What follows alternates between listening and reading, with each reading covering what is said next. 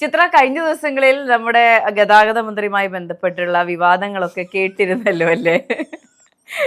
സംഭവം ഭാര്യ, അകന്നു കഴിയുന്ന ഭാര്യ എന്തോ ആവശ്യത്തിനായി വീട്ടിലേക്ക് വരുമ്പോൾ ഭർത്താവിനെ കാണാൻ പാടില്ലാത്ത സാഹചര്യത്തിൽ കണ്ടു എന്നൊക്കെയാണ് സംഭവം.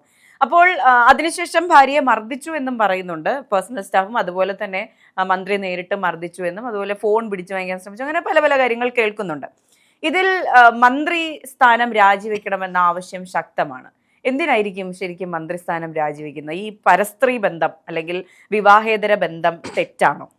വിവാഹേതര ബന്ധം തെറ്റാണോ എന്ന് വെച്ചാൽ സാധാരണ മനുഷ്യന്മാരുടെ ഇടയിൽ ഇതൊക്കെ നടക്കുന്ന കാര്യം തന്നെയാണ്. പക്ഷേ ഇതൊരു രാഷ്ട്രീയ പ്രവർത്തകനൊക്കെ ആവുമ്പോഴേക്കും സ്വന്തം വീട്ടുകാരെ, സ്വന്തം ഭാര്യേനെ നോക്കാൻ കഴിവില്ലാത്തവൻ എങ്ങനെയാണ് നാടിനെ നോക്കുന്നത് എന്നുള്ളൊരു ക്വസ്റ്റ്യൻ എൻ്റെ ഉള്ളിൽ വരുന്നുണ്ട്. അത് തന്നെയായിരിക്കാം ആളുകളുടെ ഉള്ളിലും ചോദ്യചിഹ്നമായിട്ട് കിടക്കുന്നത്. കാരണം അവർക്ക് ആ ഒരു ഇമോഷനോ അല്ലെങ്കിൽ ഇന്ന കാര്യം ന്യായമാണ്, ഇത് അന്യായമാണ് ചെയ്യുന്നത് എന്നുള്ള രീതിയിലൊക്കെ തോന്നാത്ത ആൾക്കാരാണ്.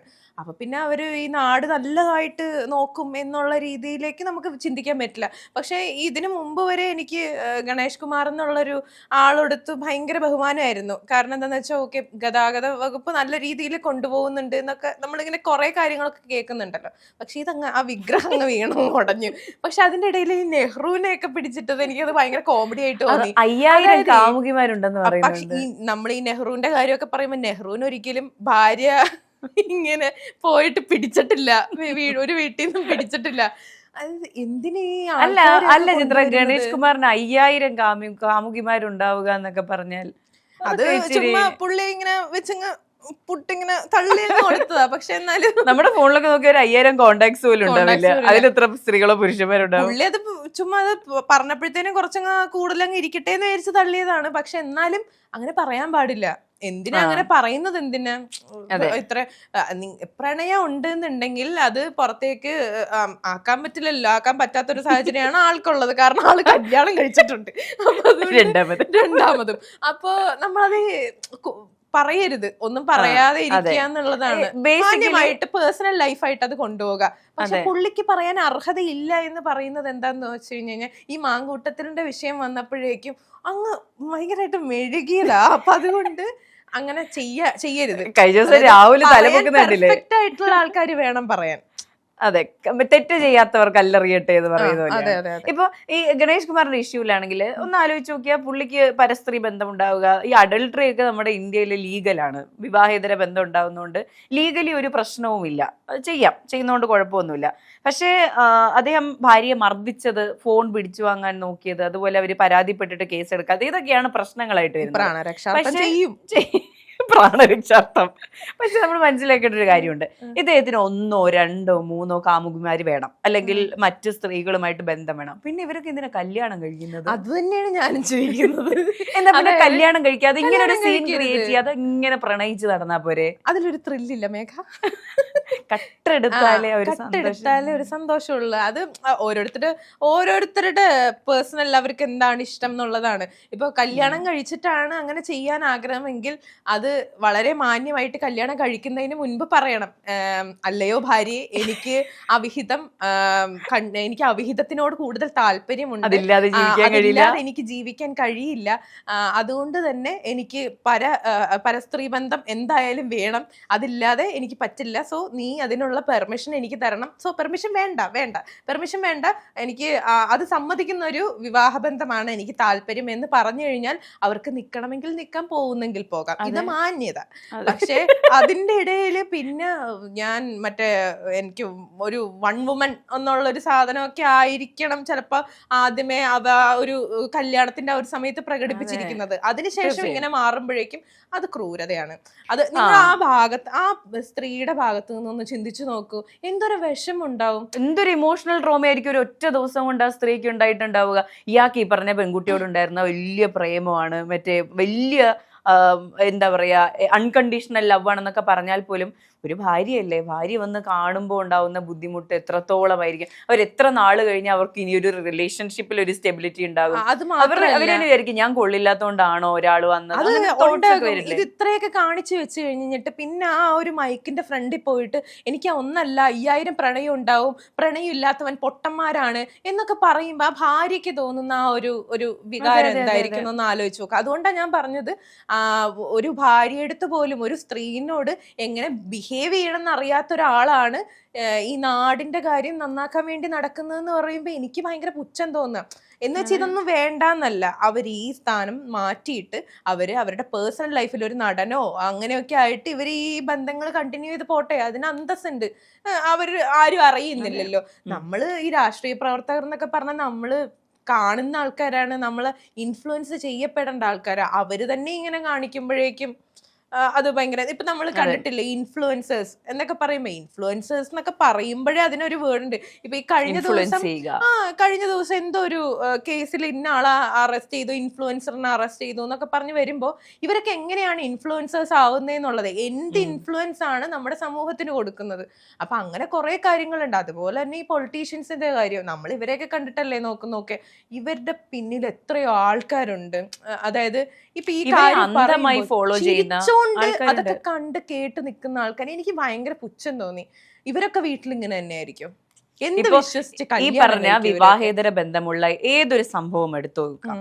ഇപ്പൊ ഈ പറഞ്ഞ ഗണേഷ് കുമാറിന്റെ ഇഷ്യൂ ആണെങ്കിലും, അതുപോലെ തന്നെ കഴിഞ്ഞ ദിവസങ്ങളിലുണ്ടായ വിജയ് സംഗീത വിഷയമാണെങ്കിൽ പോലും, ആ സീസൺ ആണെന്ന് തോന്നുന്നു ഈ സംഭവങ്ങളിലാണെങ്കിൽ പോലും ഈ അവിഹിതം കാണിച്ച ആൾക്കാരെ സപ്പോർട്ട് ചെയ്യുന്ന ആൾക്കാരുണ്ടല്ലോ, എനിക്ക് അവരെ കാണുമ്പോൾ പേടി തോന്നും.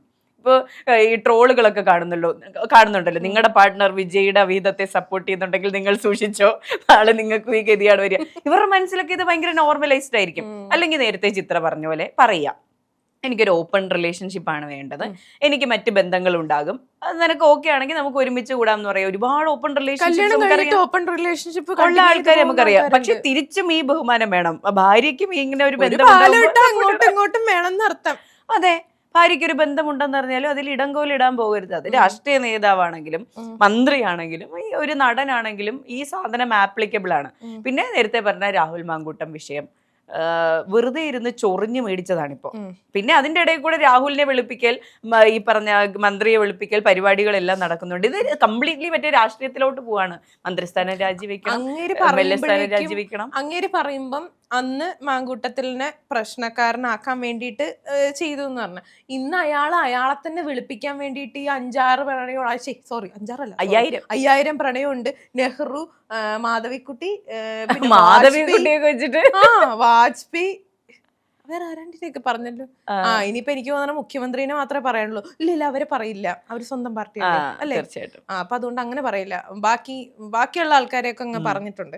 പക്ഷെ മൊത്തത്തിൽ പറഞ്ഞ ഒരു മാനുഷിക പരിഗണന വെച്ചിട്ട് ഒരു സ്ത്രീയോടും ആരും, ഇതിപ്പം വിജയ് ആയാലും വിജയുടെ അപ്പനായാലും അതിന്റെ അപ്പാപ്പന്റെ അപ്പൂപ്പനായാൽ പോലും ഇങ്ങനെ ചെയ്യരുത്.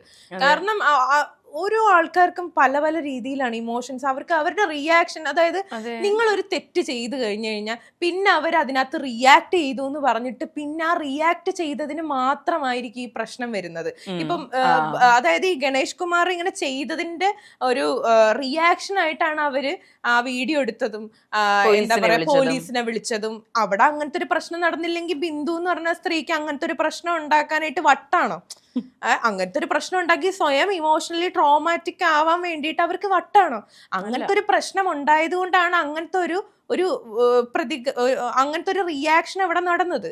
അപ്പൊ ആ പ്രശ്നം ഉണ്ടാക്കാതിരിക്കുക എന്നുള്ളതേ. പിന്നെ അത് കഴിഞ്ഞിട്ട് ഈ പ്രതികരിച്ചതിന് മാത്രം ഇവര് ഈ കുത്തിപ്പൊക്കി അവരങ്ങനെ ചെയ്തു, ഇവരെങ്ങനെ ചെയ്തു. ഗണേഷ് കുമാർ മാധ്യമങ്ങളുടെ മുന്നിൽ വന്നെന്ന് പറയുകയും ചെയ്തു, അവർക്ക് ഭ്രാന്താണ്, അതുകൊണ്ട് 112 വിളിച്ചത്. അതാ പറയുന്നത് ഈ പ്രതികരിച്ചതിന് മാത്രമേ ഒരു ഇഷ്യൂ ഉണ്ടാവുള്ളൂ, അവര് ചെയ്തതിന് കുഴപ്പമുണ്ടാവില്ല. ചിത്ര മറ്റൊരു സൈഡും കൂടെ ഉണ്ട്. ഈ ഗണേഷ് കുമാറിനൊപ്പം കണ്ടു എന്ന് പറയുന്ന പെൺകുട്ടിയുടെ ഭാഗം നമ്മൾ ആരും അറിഞ്ഞിട്ടില്ല, കാണാൻ പറ്റില്ലല്ലോ, ആരാന്നറിയില്ല. ഇപ്പൊ ഒന്ന് ആലോചിച്ചു, ചിലപ്പോ ഗണേഷ് കുമാർ പറഞ്ഞിട്ടുണ്ടാവുക എന്റെ ഭാര്യയ്ക്ക് എന്നോട് ഒരു സ്നേഹവും ഇല്ല, ഞങ്ങള് അടുപ്പത്തിലല്ല, ഞങ്ങൾ ഡിവോഴ്സ് പേപ്പർ കൊടുത്തേക്ക്, അവൾ ഇങ്ങോട്ട് വരില്ല എന്നൊക്കെ ആയിരിക്കാം അങ്ങനെ ഒരു സാഹചര്യം ഉണ്ട്. അപ്പൊ ആ പെൺകുട്ടി കടന്നുപോയ ട്രോമ എന്തായിരിക്കും? ആ പെൺകുട്ടി കടന്നുപോയിട്ടുള്ള ട്രോമ എന്ന് പറയുമ്പോൾ ഓൾറെഡി കുറെ കാര്യങ്ങളൊക്കെ നമുക്കിപ്പം ഇപ്പൊ ഗണേഷ് കുമാറിന്റെ കാര്യങ്ങൾ നമുക്കിപ്പോ അന്വേഷിച്ച് കഴിഞ്ഞു കഴിഞ്ഞാൽ കുറച്ച് കാര്യങ്ങളാണെങ്കിലും അറിയാൻ പറ്റും. പക്ഷെ പ്രണയിക്കുന്ന സമയത്ത് അല്ലെങ്കിൽ ഇങ്ങനത്തെ ഒരു കാര്യത്തിലേക്കൊക്കെ വരുന്ന സമയത്ത് ചിലപ്പോൾ അതൊന്നും അറിഞ്ഞിട്ടോ കേട്ടിട്ടോ ഒന്നും ഉണ്ടാവില്ലായിരിക്കാം. ആ ഒരു ഇഷ്ടത്തിന്റെ പുറത്ത് പോയതായിരിക്കാം. ഇത് അവരുടെ ഭാഗത്തുനിന്ന് ഒരിക്കലും എനിക്കതങ്ങ് ചിന്തിക്കാൻ തോന്നുന്നില്ല. കാരണം അവർക്ക് അറിയാം ഓൾറെഡി അവർ ഫേക്ക് ആയിട്ടുള്ള ഒരു കാര്യമാണ് ചെയ്യുന്നത്. ഫേക്ക് എന്നല്ല, തെറ്റായിട്ടുള്ള ഒരു കാര്യമാണ് എന്നുള്ളത് അവർക്ക് പൂർണ്ണമായിട്ട് ബോധ്യം ഉണ്ടാവും. അത് കഴിഞ്ഞ് കഴിഞ്ഞിട്ട് പിന്നെ മറ്റവര് അങ്ങനെ ചെയ്തു ഇങ്ങനെ ചെയ്തു എന്ന് പറയുന്നതിനകത്ത് വലിയ അർത്ഥമില്ല മേഘ. എനിക്കതിനകത്ത് അവരുടെ ഒരു സൈഡേ കാണാൻ പറ്റുന്നില്ല. നമുക്ക് അറിയില്ല അവരെങ്ങനെ ആയിരിക്കും എന്നുള്ളതൊന്നും അറിയില്ല. പിന്നെ മറ്റൊരു കാര്യമുണ്ട്, ഇപ്പൊ സോഷ്യൽ മീഡിയയിൽ കുറച്ച് പോസ്റ്റുകൾ ഞാൻ കാണുന്നുണ്ടായിരുന്നു. അതിലെല്ലാം പറയുന്നത് ഇപ്പോ ഇതിനു മുൻപ് യാമിനി തങ്കച്ചിയുമായി ബന്ധപ്പെട്ട് സിമിലർ ആയിട്ടുള്ള സിറ്റുവേഷൻസ് ഉണ്ടായിട്ടുണ്ട്. അപ്പോൾ ഇതുപോലെ അബ്യൂസീവായ മറ്റ് ബന്ധങ്ങളുണ്ട് എന്ന് ഉറപ്പുള്ള ഒരു പുരുഷന്റെ ഒപ്പമാണ് ബിന്ദു എന്ന യുവതി ജീവിതം ആരംഭിക്കുന്നത്. അപ്പൊ ഇതൊക്കെ തന്നെയല്ലേ എക്സ്പെക്ട് ചെയ്യേണ്ടിയിരുന്നത് എന്നും ചോദിക്കുന്നുണ്ട്. അതെനിക്ക് അതൊരു കുറച്ചുകൂടെ വലിയ വാസ്റ്റ് ആയിട്ടുള്ള ടോപ്പിക്കാണ്. കാരണം ഈ പറഞ്ഞ സൂയിസൈഡൽ ആയിട്ടുള്ള കൊള്ളില്ല എന്ന് തോന്നുന്ന ബന്ധങ്ങളിലേക്ക് ചെന്ന് ചാടുന്ന സാഹചര്യം നമ്മൾ പലപ്പോഴേ കണ്ടിട്ടുണ്ട്. ഒരു വലിയ ടോപ്പിക്കാണ്, നമുക്ക് മറ്റൊരു ദിവസം ചർച്ച ചെയ്യാം. എന്തായാലും ഉടായ്പ കാണിക്കുമ്പോൾ അതിൻ്റെതായ സാഹചര്യമൊക്കെ നോക്കി ഒരാളെ പറ്റിക്കുന്നില്ല എന്ന് ഉറപ്പുവരുത്തിയിട്ട് വേണം ഇത്തരം പരിപാടികൾക്ക് പോകാൻ. ആർക്കും ഹേർട്ട് ചെയ്യാതിരിക്കുക, അത് പിന്നീട് നമുക്ക് അത് അനുഭവിക്കുള്ളൂ. കർമ്മയിലൊക്കെ വിശ്വാസം ഉണ്ടെങ്കിൽ മാത്രം, ഇല്ലാന്നുണ്ടെങ്കിൽ പേടിക്കൊന്നും വേണ്ട. സുഖമായിട്ട് സന്തോഷമായിട്ട് അവിഹിതമൊക്കെ അങ്ങ് മുന്നോട്ട് കൊണ്ടുപോകുന്നതേ ഉള്ളൂ.